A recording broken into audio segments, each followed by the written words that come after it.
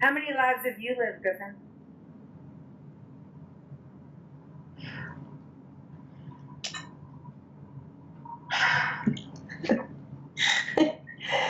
Don't let this be the day where you try to embarrass me, please.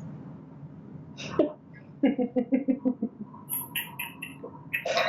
we talk about lives, I might do this session with my eyes closed. Okay.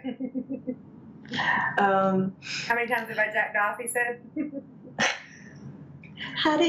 Do you know this guy? Yeah. Have you met this guy? Yeah.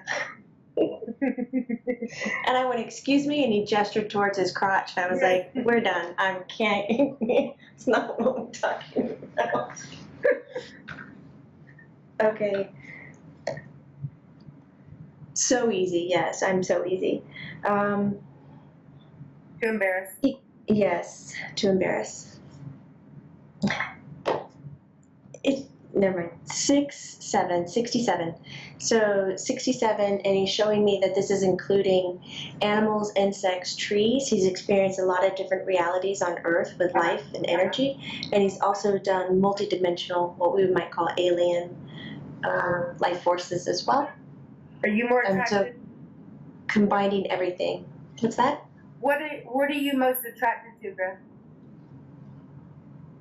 Human or alien? He said women. Yeah, I know. Not your crotch, but yeah. Oh, being a woman? No.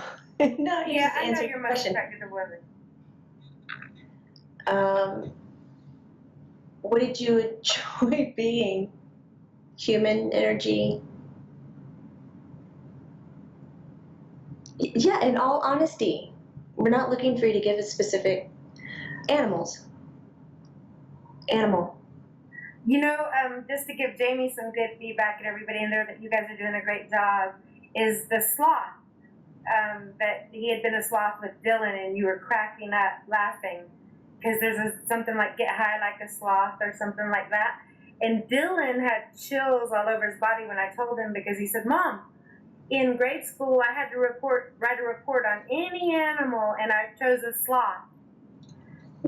Yeah, and Griffin had said that they were sloths together in a sloth family. And you had shared that with me. And Dylan was like, oh my God, Mom, oh my God, I chose a sloth over any animal I could have chosen to be in my report. Pretty random animal. Right, that's what I was thinking. I was like, touche, Jamie's got it going on. They're working. They're getting their work done. Oh, I like hearing those things. Yeah, validation. He likes being animal more than anything. Earth animal. Yeah. Is Oso there today? He's always up and yes. Yeah. I always expect him to be a smaller dog, and he never is. No, he's a golden retriever. He's a big golden retriever. Yeah, totally. Sweetheart. Blondie. Yeah. If you enjoyed being an animal, that brings on another question, but I don't want to get too far off our question. We'll just kind of do a smorgasbord, I guess, a buffet. Do animals come here knowing they're going to get eaten, like cows and stuff? Are we supposed to be eating animals? Is that the cycle of life, Griff? He goes, Be careful, because PETA's going to be getting our blog. Somebody in this room is a meat eater, and it's not me. Oh, God, Griffin. Yes, animals do come to this world and know that they're going to be consumed. Okay. Mm-hmm. That's not hidden from them. Okay. Even animals that aren't consumed by people are consumed by other animals. Right. And that's not hidden from them either. He says it's kind of unique. Humans are really kind of the only creature who's coming to Earth going, I'm not going to be eaten.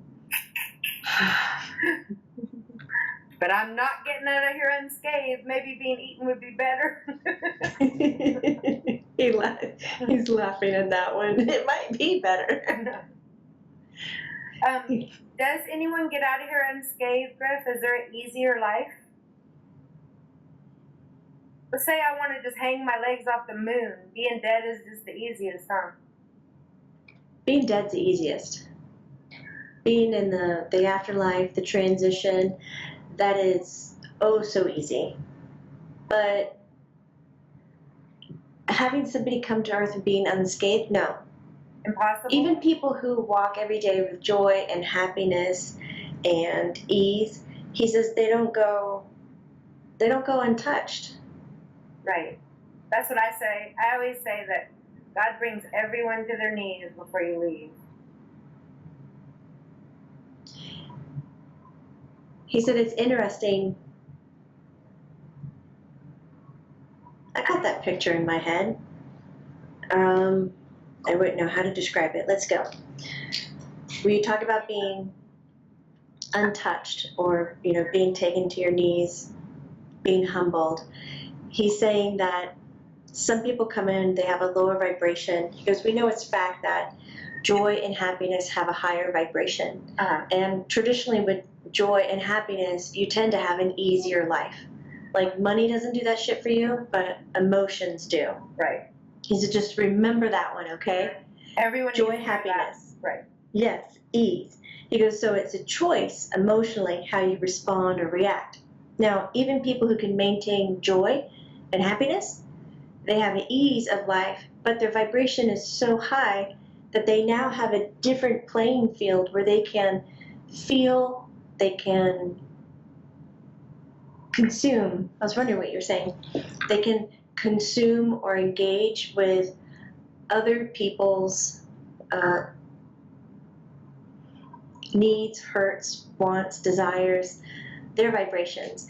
When people are more joyful and happy, their intuitive body is more fine-tuned, and so their experience with all of that is bigger. He goes, so you think those happy people are having one hell of a good time? He says, that's bullshit. He says, they're suffering just the same. Okay. Have any of did you have a favorite life that you did besides animal Griff that impacted your life as Griffin?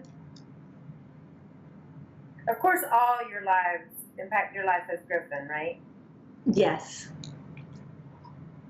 Was Griffin one of your hardest lives, or just the exit? Here's it's messed up because the exit really wasn't that hard. The actual exit. Right. The reasoning of why it happened, that pissed me off. Right. Way bad. Right. It was more difficult to manage my emotions rather than my physical death. Right. But no, I've had other lives that are much harder than this one. Wow.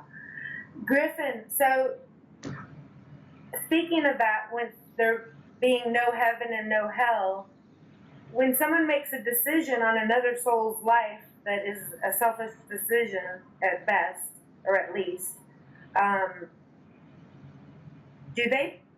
do we pay for that? How does that all work out? I know there's no karma and all checks and balances are served on earth, but does that soul pay for that in other lifetimes? Do they have to keep coming back and back and back?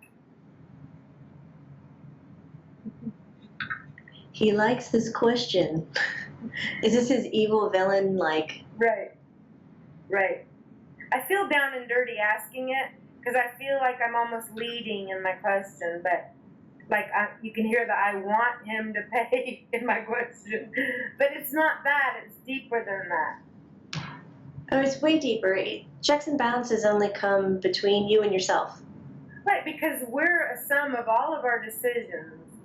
Yes, we are. And we are our greatest hero and our worst enemy, and we can really wreck our own self very easily.